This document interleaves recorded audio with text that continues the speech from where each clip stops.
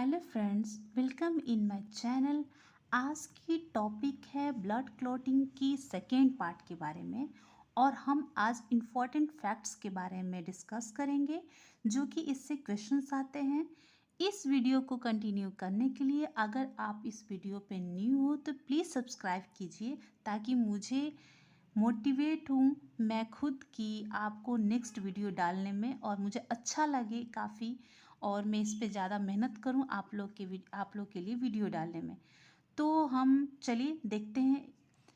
Part 1 में हम study किए थे ब्लड थिंग्स के बारे में। पार्ट 2 के में स्टडी किए थे कॉम्पोजिशन ऑफ ब्लड के बारे में और पार्ट 3 में ब्लड क्लॉटिंग। अब ब्लड क्लॉटिंग का है ये सेकेंड पार्ट है जिसमें क्वेश्चंस आते हैं जहाँ हम फंसते हैं। तो देखते हैं।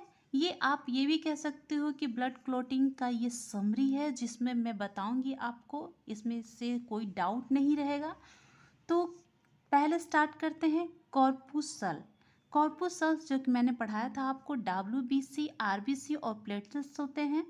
ये कॉर्पसल्स होते हैं वो क्या काम करते हैं या इनमें से कौन सा है जो ब्लड क्लॉटिंग में हेल्प करता है, रोल प्ले करता है। तो कौन से कॉर्पसल्स हैं जो ब्लड क्लॉटिंग में हेल्प करते हैं? तो वो हो जाएगा प्लेटलेट्स। याद रखिएगा, प्लेटलेट्स। कौन से कॉर्पसल्स हैं? एक प्लाज्मा होती थी जो लिक्विड फॉर्म, ब्लड का लिक्विड फॉर्म है। एक सॉलिड पार्टिकल्स होती थी जो कि प्लेटलेट्स, RBC और WBC है। तो कौन से कॉर्पसल्स हैं जो कि ब्लड क्लॉटिंग में हेल्प करता है? तो वो है प्लेटलेट्स। ओके, सेकेंड पॉइंट पे आते हैं। कौन से ऐसा प्रोटीन है जो ब्लड क्लॉटिंग में हेल्प करता है? तो प्रोटीन कौन सा हो गया? प्रोथ्रोम्बिन। याद रखिएगा, आप लोगों ने मैं बताई थी कि लिक्विड में फाइब्रोनोजेन है और प्रोथ्रोम्बिन होता है। तो प्रोथ्रोम्बिन, वही प्रोटीन प्रोथ्रोम्बिन और फाइब्रोनोजेन, ये दोनों मिलकर ब्लड क्लॉटिंग में हेल्प करते हैं। याद रखिएगा, प्रोथ्रोम्बिन बनता है थ्रोम्बिन, फाइब्रोनोजेन बनता है फाइब्रिन। फिर से देखते हैं कॉर्पसल्स। कौन से कॉर्पसल्स हैं? प्लेटलेट्स। और कौन से प्रोटीन है जो ब्लड क्लॉटिंग में हेल्प करता है? वो है प्रोथ्रोम्बिन और फाइब्रोनोजेन। प्रोथ्रोम्बिन बना थ्रोम्बिन और फाइब्रोनोजेन बना फाइब्रिन। अब आता है थर्ड। कौन सी मेटल है जो ब्लड क्लॉटिंग में हेल्प करता है? मेटल। कौन सा मेटल है जो कि ब्लड क्लॉटिंग में हेल्प करता है? तो वो हो गया कैल्शियम। आप लोगों ने पीरियोडिक टेबल या मैं केमिस्ट्री पढ़ाऊंगी तो उसमें बताऊंगी ये मेटल, नॉन मेटल, मेटलॉइड क्या होता है। तो इसमें कौन सी मेटल है? वो हो गया कैल्शियम। ओके, अब नेक्स्ट आते हैं वाइटमिन। कौन सा वाइटमिन है जो ब्लड क्लॉटिंग में हेल्प करता है? तो वो है पोटेशियम। आप लोगों ने पढ़ा होगा पीरियोडिक टेबल में पोटेशियम, यानी विटामिन के जो होता है वो पोटेशियम वो ब्लड क्लॉटिंग में हेल्प करता है। आप लोग के मन में क्वेश्चंस आते होंगे कि अगर विटामिन के क्लॉटिंग में हेल्प करता है तो हमारी बॉडी में ब्लड क्लॉट क्यों नहीं करता? उसे तो क्लॉट हो जाना चाहिए।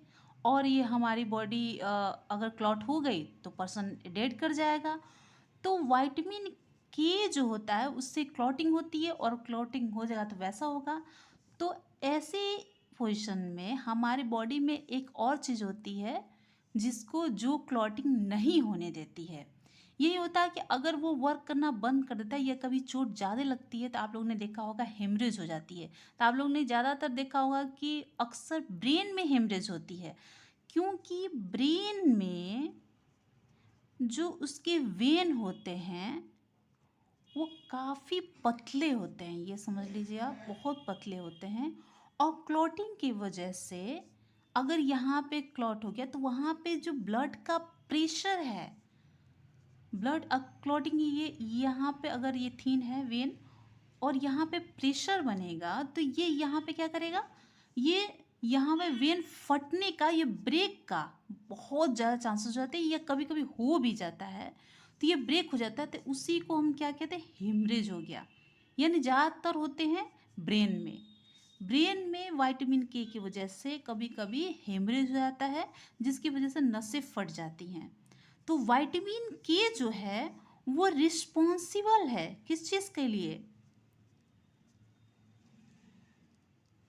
हेमरेज के लिए। ये है हेमरेज के लिए रिस्पॉन्सिबल है।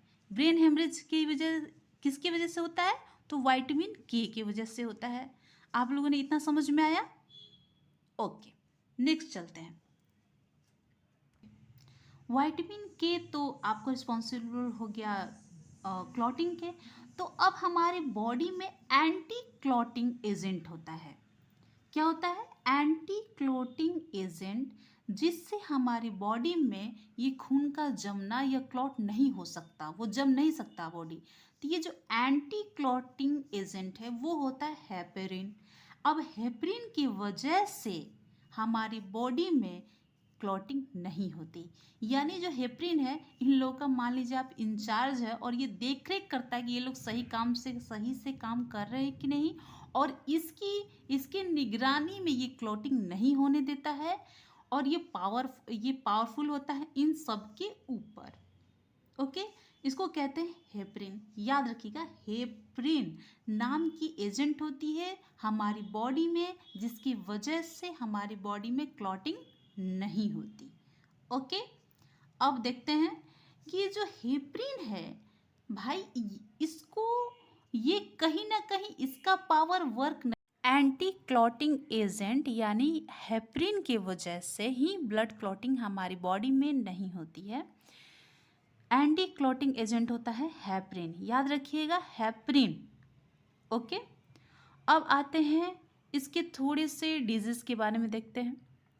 नेक्स्ट, कौन से ऐसे डिजीज, यहाँ पे मैंने ये भूल गई, तो थोड़ा सा एक पॉइंट समझा देती हूँ आपको। हेपरिन भी होती है, इसकी भी एक चीज़ होती है जिसकी वजह से हेपरिन वहाँ पे काम नहीं करती है और ब्लड क्लॉट हो जाता है। इसका ये है कि अगर हेपरिन ऑक्सीजन, यानी चलो आप मान लो कि एयर के कांटेक्ट में अगर आएगा, इफ आया, तो ये क्या कर देता है, अपना पावर इसका ख़त्म हो जाता है, और ये चारों जो हैं वो इस पे हावी हो जाते हैं। इसका वही पावर ख़त्म हो जाता है जहाँ ये एयर के कांटेक्ट में आता है, तो क्या होता है, ब्लड क्लॉट हो जाता है। आप लोगों ने देखा होगा कि कटा, वो एयर की कांटेक्ट में आया ब्लड, और हेपरिन वहाँ पे डेथ कर जाता है, डेड हो जाते हैं इसकी सारे सेल्स, तो ब्लड क्लॉट हो जाता है। देखिए कितना ये है कि इसका पावर भी है जहाँ पे इसका ख़त्म हो जाता है। अब नेक्स्ट, अब समझ में आई, हेपरिन एयर की कांटेक्ट में आते ही अपना काम बंद कर देता है, इसका ख़त्म हो जाता है, डेड हो जाता है, इसलिए ब्लड क्लॉटिंग हो जाती है। ठीक है, हेपरिन हो गया। उसके बाद आते हैं डिजीज़। जो डिजीज़ होता है एक तरह का होता है जिसको कहते हैं हीमोफीलिया। यहाँ पे इस डिजीज़ में क्या होता है कि हेपरिन एजेंट जो होते हैं वो एंटी क्लोटिंग एजेंट ज़्यादा होता है, जिसकी वजह से क्लोटिंग का जो होना चाहिए वो नहीं होता है। ऐसे पर्सन भी होते हैं जिसमें ब्लड क्लॉट होता ही नहीं, उसको बहुत प्रॉब्लम फेस करनी पड़ती है, वो इस डिजीज़ से होता है। ये डिजीज़ होता है जिसको कहते हैं हीमोफीलिया। इसकी वजह से उसमें क्लॉटिंग नहीं होती, हेपरिन की वजह से। समझ आई?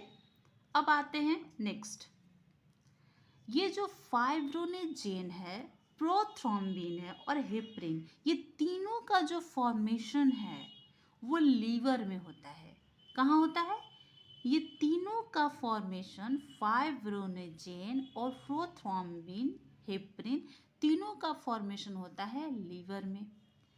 और ये दोनों जो होते हैं वो क्लॉटिंग के लिए रिस्पॉन्सिबल होते हैं, और हेपरिन